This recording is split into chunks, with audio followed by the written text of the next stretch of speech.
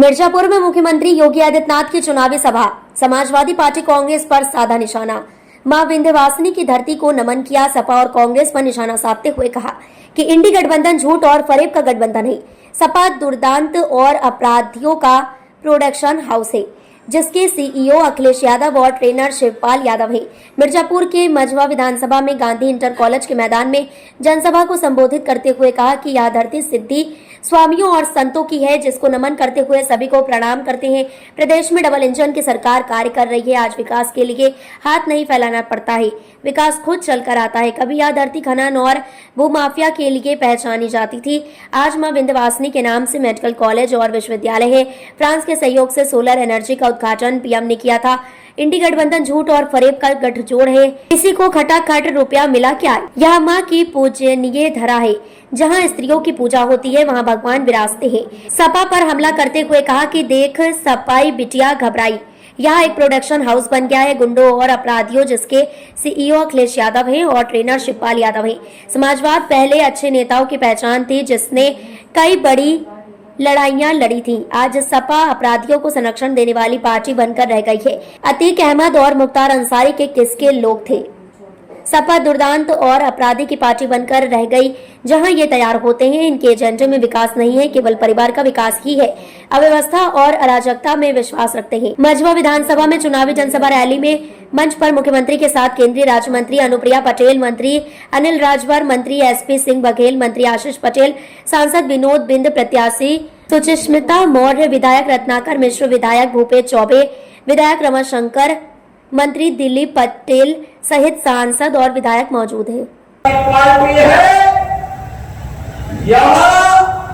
हर दुर्दांत mafia और अपराधी का प्रोडक्शन हाउस बन गया है। यानी यहाँ से पैदा होते हैं, यही से लूट-खसोट करते हैं, अराजकता फैलाते हैं और फिर जनता को गुमराह करने की बात भी करते हैं। आखिर मैं पूछना चाहता हूं, इस मिर्जापुर में विश्वविद्यालय समाजवादी पार्टी की सरकार 4 बार मुख्यमंत्री थे, क्यों नहीं उन्होंने किया? क्यों नहीं मेडिकल कॉलेज बनाया? क्यों नहीं यहाँ की हर घर नल की योजना को लागू किया? क्यों नहीं मां विंध्यवासिनी के धाम को इन्होंने कॉरिडोर के रूप में बदलने का काम किया? क्योंकि विकास इनके एजेंडे में नहीं। यहां तो विकास उनके परिवार का हो, मिर्जापुर और विंध्य क्षेत्र का नहीं, प्रदेश का नहीं, इससे को कोई लेना देना नहीं, विकास से कोई लेना देना नहीं। ये लोग तो अव्यवस्था और अराजकता में विश्वास रखते हैं और इसीलिए जब विकास की बात होती है, आपने मोदी जी के नेतृत्व में बनाते हुए भारत को देखा है। आज तो प्रधानमंत्री मोदी जी ने भी कह दिया है कि देश के अंदर 50 करोड़ लोग पहले से 5 लाख रुपए की स्वास्थ्य बीमा का कवर प्राप्त कर रहे थे। अब तो मोदी जी ने कह दिया है 70 वर्ष के ऊपर के जितने भी बुजुर्ग होंगे सबको हर वर्ष 5 लाख रुपए की फ्री में स्वास्थ्य की सुविधा देंगे। अब मुझे बताओ, क्या इसमें भी जाति की बात है क्या? तो जो भी है सबको मिलेगा, सबका साथ और सबका विकास। सबका साथ और सबका विकास नहीं होता है। राशन 15 करोड़ लोग यूपी में और देश के अंदर 80 करोड़ लोग फ्री में राशन का लाभ प्राप्त कर रहे हैं। पिछले 4.5 वर्ष से प्राप्त कर रहे हैं और अगले 5 वर्ष तक प्राप्त करते रहेंगे। आप सोचिए, 4 करोड़ गरीबों के मतदान बन गए। अकेले यूपी के अंदर 56 लाख गरीबों के मतदान बन गए। 12 करोड़ गरीबों के घर में शौचालय बन गए। देश में यूपी के अंदर 2 करोड़ 62 लाख घरों में एक शौचालय बन गया। बहनों और भाइयों, 10 करोड़ गरीबों के घर में उज्ज्वला योजना का कनेक्शन पहुंच गया और हम लोगों ने तो तय किया है कि होली और दीपावली में फ्री में एक घरवा सिलेंडर उपलब्ध करवाएंगे। वह आज वर्तमान में भी मिल रहा है और इसीलिए आपसे कहने के लिए आया। बहनों और भाइयों, विकास का जो क्रम यहाँ पर यहाँ की माननीय सांसद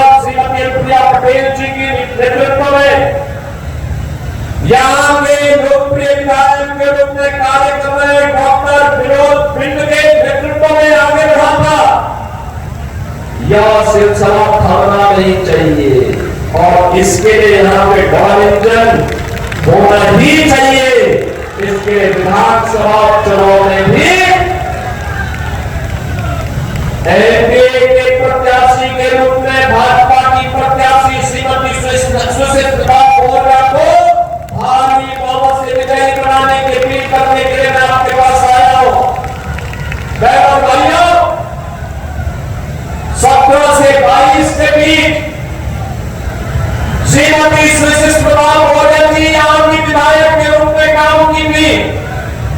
अनुप्रिया जी के साथ मिलकर उन्होंने बेहतरीन समाज बनाकर के विकास के कार्य में एक प्रतिनिधि का काम किया था।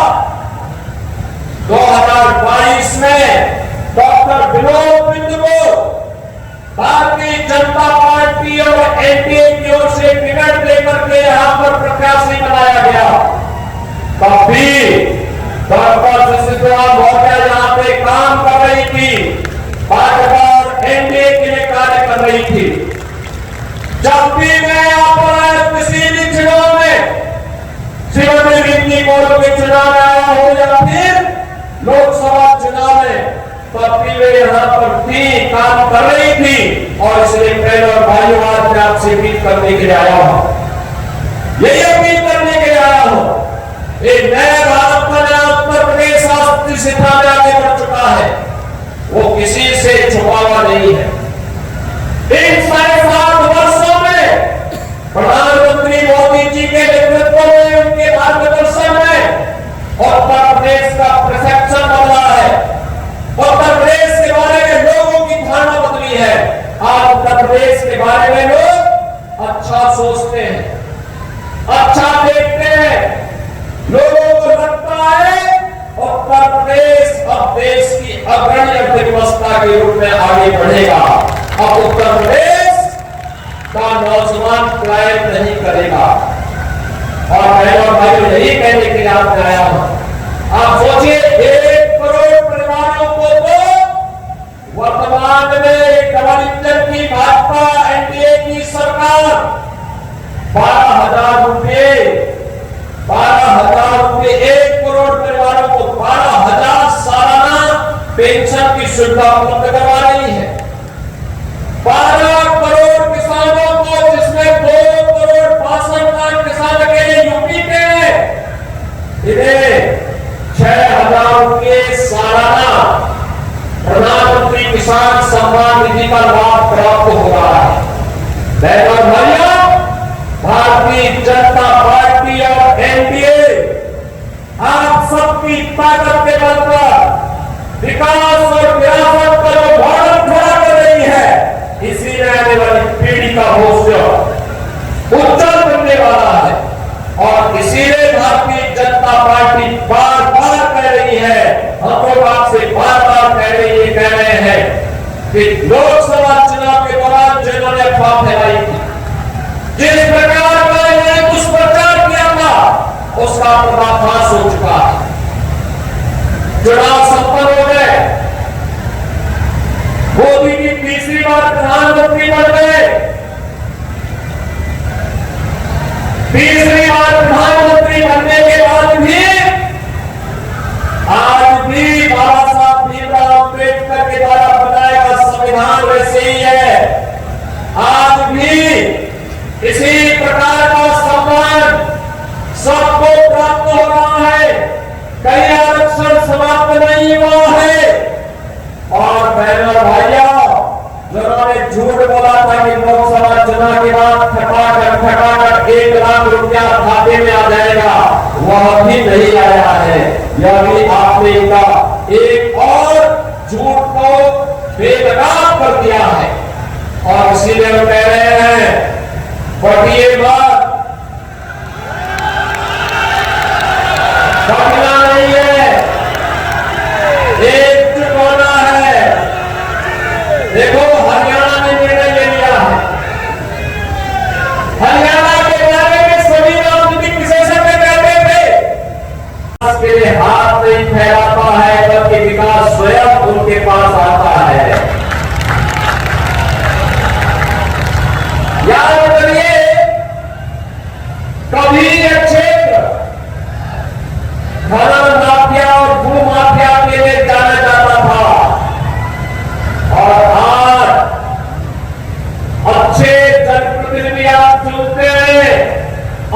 सांसद चुनते हैं, अच्छे विधायक चुनते हैं,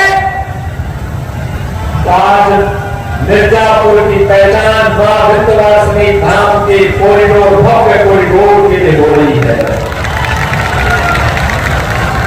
आज मां विंध्यवासिनी धाम में अपना स्वयं मिर्जापुर का मेडिकल कॉलेज है। आज इस क्षेत्र में मां विंध्यवासिनी के नाम पर एक विश्वविद्यालय की स्थापना भी हो चुकी है।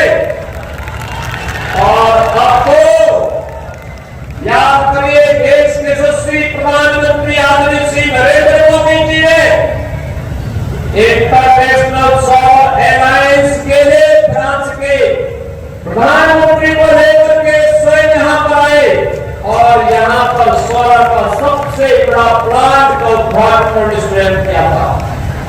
बहनों भाइयों, मैं आज इसीलिए आपके पास आया हूं आपसे कहने के लिए, आपने बदलते हुए भारत को 10 वर्ष में मोदी जी के नेतृत्व में देखा है। आपने पिछले 10 वर्ष के अंदर बदलते हुए मिर्जापुर क्षेत्र को देखा है, विंध्य क्षेत्र को देखा है।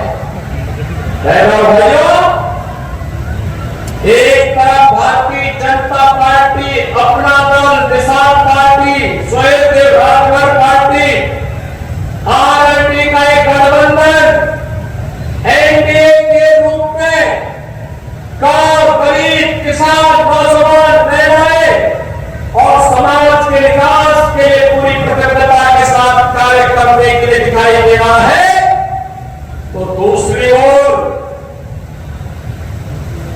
समाजवादी पार्टी, कांग्रेस का इंडी गठबंधन है। बहनों भाइयों, कितना झूठ और फरेब के द्वारा कहा गया। इन्होंने कहा था खटाखट चुनाव के बाद, क्या खटाखट से किसी को एक बार वोट मिला क्या? किसी को पैसा मिला क्या? आप समाजवादी पार्टी और कांग्रेस के लोगों से पूछोगे पैसा कहां गया। बहनों भाइयों, ये तो मां विंध्यवासिनी का धाम है, नारी शक्ति के जागरण का धाम है, नारी अस्मिता और नारी स्वाभिमान का धाम है। और हमारी परंपरा में कहते हैं, यत्र नारस्तु पूज्यते रमते तत्र देवता, जहां साक्षात मां विंध्यवासिनी स्वयं विराजमान होकर के, मां श्री स्वयं विराजमान होकर के अपनी आशीर्वाद बरसा रही हो, उस पावन धरा समाजवादी पार्टी के लोगों ने तो आज वहां भी नहीं छोड़ा। बहनों भाइयों, देख सफाई, बिटिया घबराई, आज आप देख सकते हैं। और मैं इसीलिए आपसे कहने के लिए आया हूं, अयोध्या में एक किसान बिटिया के साथ इन समाजवादी पार्टी के नेता मुईन खान के द्वारा क्या व्यवहार किया गया था। और आप बताओ, इसमें क्या कार्रवाई नहीं होनी थी? क्या कार्रवाई होनी चाहिए थी ना? और हम लोगों ने जब कार्रवाई की तो ऐसे लगा जैसे समाजवादी पार्टी के नेता जमीन आसमान ठीक कर देते। कन्नौज में एक बेटी के साथ किस प्रकार का व्यवहार समाजवादी पार्टी के नेता के द्वारा किया गया।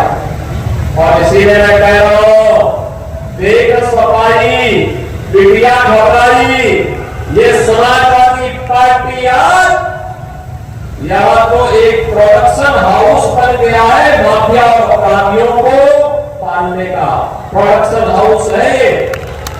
यानी जहां पर हर दुकान अपराधी, हर दुकान माफिया, हर दुकान दुष्कर्मी जहां से पैदा होता है, और इसके सीओ अखिलेश यादव है, इनका ट्रेनर शिवपाल यादव है। और इसीलिए मैं आपसे कहने के लिए आया हूं कि बहनों भाइयों, ये माफिया और ये अपराधी किसी के नहीं हुए।